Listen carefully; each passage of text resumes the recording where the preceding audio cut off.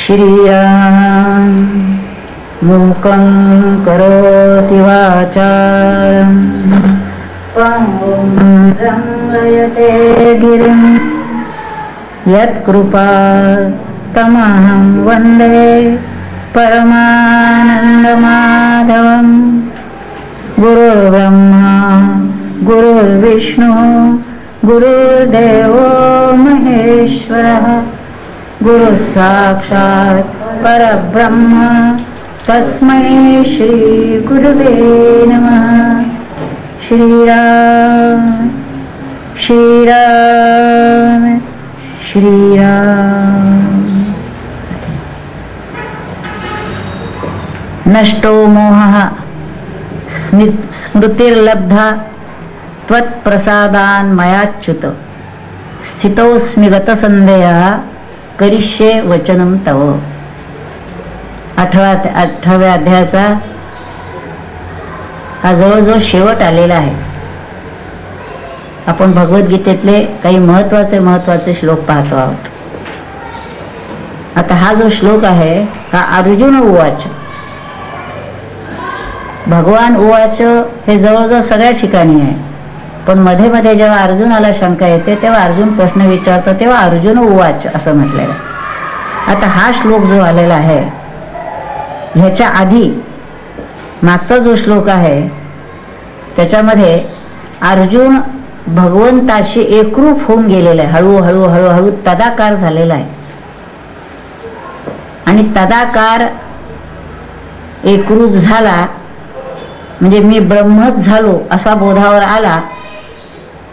अशा स्थितीत त्याला फार वेळ राहू देणं हे भगवंतांना अभिप्रेत नव्हतं.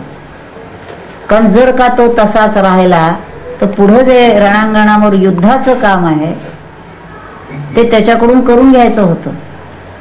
तो ब्रह्मरूपच जर झाला आणि कामच पुढं झालं नाही तर चालणार नाही.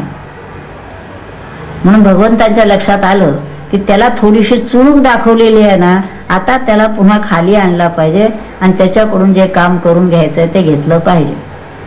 आणि म्हणून त्यांनी मागच्या श्लोकामध्ये अर्जुनाला प्रश्न विचारला, कश्चित एतं श्रुतं पार्थ त्वयेकराग्रेण चेतसा, कश्चित अज्ञान समूहा प्रनष्टस्ते धनंजय.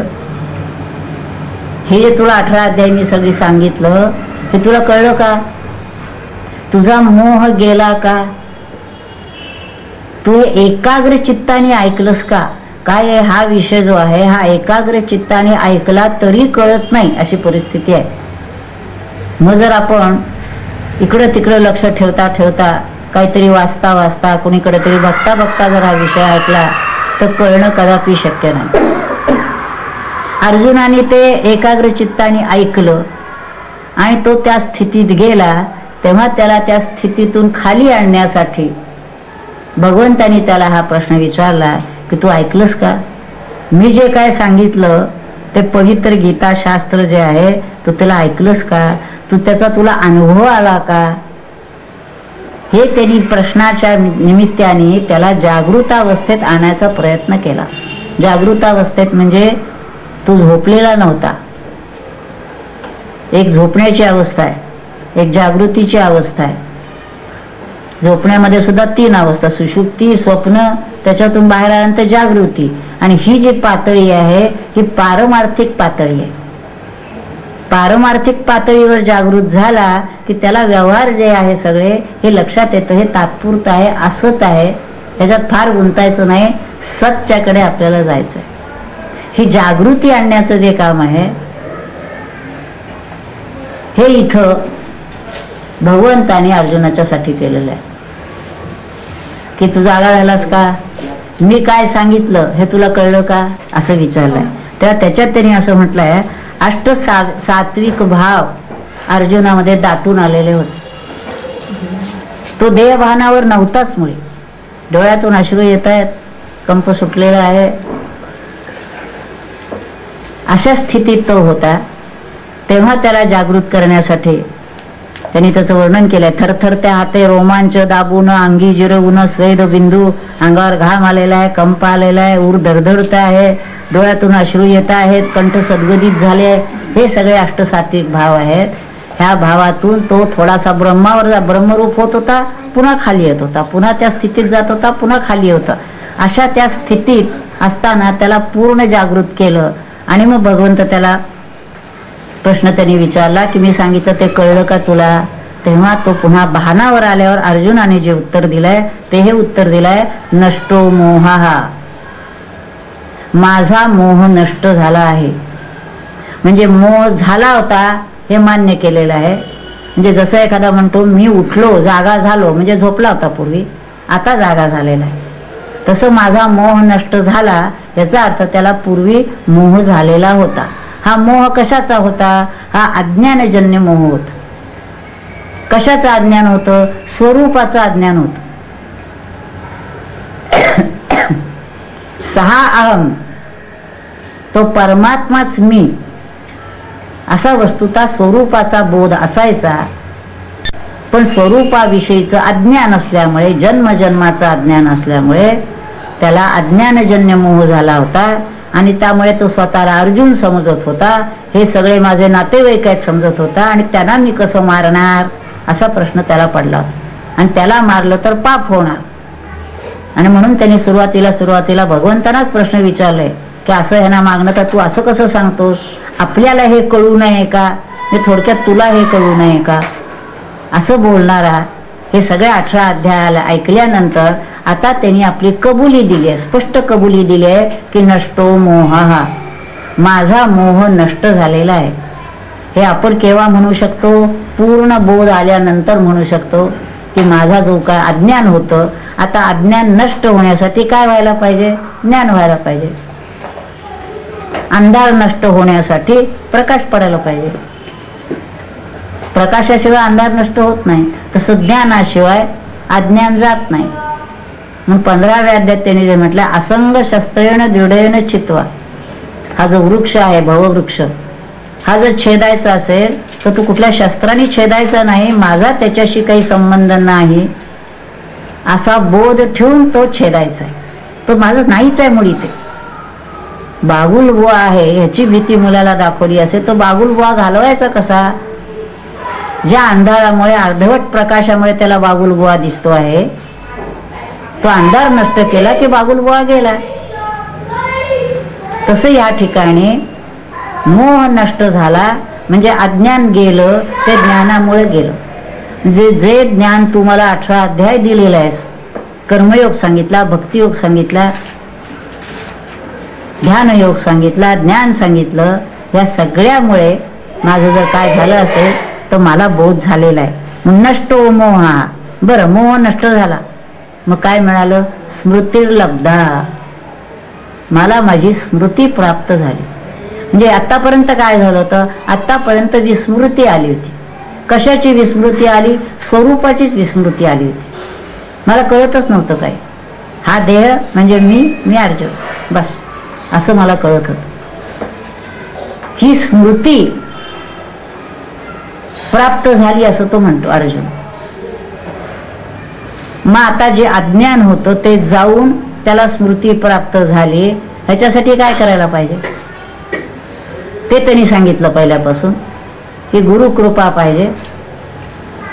बरं, गुरुकृपा झाली, अनुग्रह घेतला, पुन्हा आपण आपल्या ठिकाणी काही करत नाही आहोत, त्याचा उपयोग नाही. गुरुकृपा झाली तरी त्यांनी सांगितलेली साधना ही करायलाच पाहिजे. साधना केल्याशिवाय मोह नष्ट होत नाही, आत्मज्ञान होत नाही आणि स्मृती प्राप्त होत नाही. पुन्हा स्मृती लाभली असं जेव्हा आपण म्हणतो तेव्हा असं काही सद्गुरूंनी आपल्या मस्तकावर हात ठेवला आणि तुला ज्ञान झालं असं होत नाही. त्यांनी मस्तकावर हात ठेवल्यानंतर त्यांनी सांगितल्याप्रमाणे साधना करूनच ज्ञान होत असतं. नष्टो मोहा, मोह नाहीसा झाला.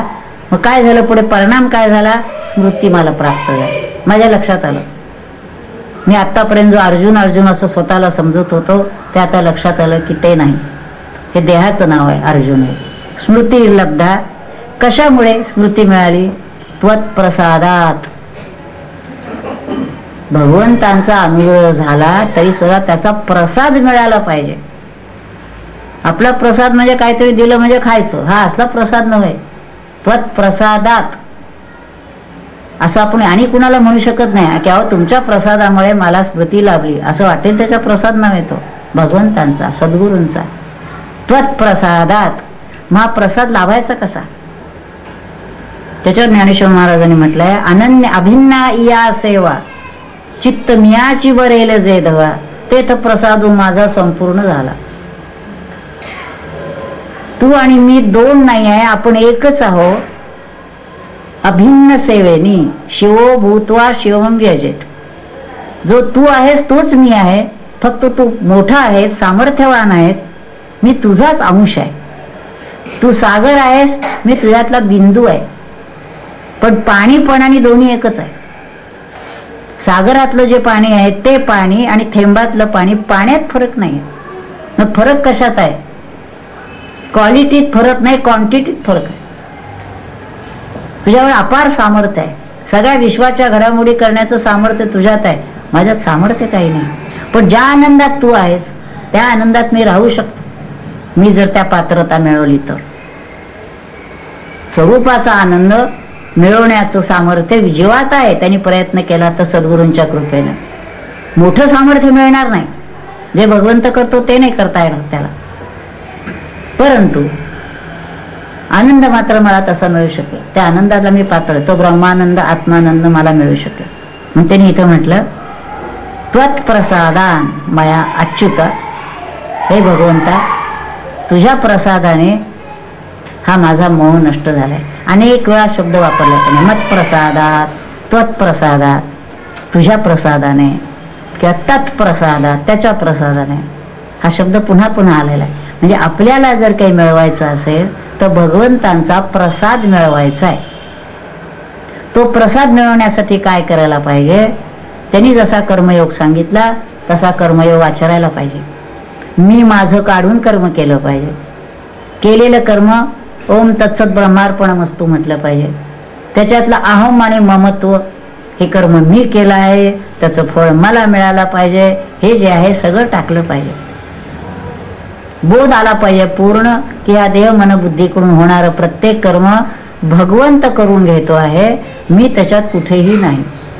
आणि मी जर असेन तर भगवंताशी एकरूप झालेला आहे, असा बोध ठेवून कर्म केलं पाहिजे. भक्ती करताना प्रत्येक प्राणी मात्रामध्ये अणुरेणूमध्ये भगवंतच रामच भरलेला आहे, असा बोध ठेवून अत्यंत नम्रतेने प्रेमानं आपली सगळी कर्म सगळं जीवन घालवलं पाहिजे. तशी भक्ती पाहिजे. ध्यानाच्या योगाने जीव शिवाशी एकरूप झाला पाहिजे आणि ज्ञानाच्या अंगाने मी आत्माच आहे आणि सर्व विश्वामध्ये परमात्माच भरून आहे असा बोध आला पाहिजे.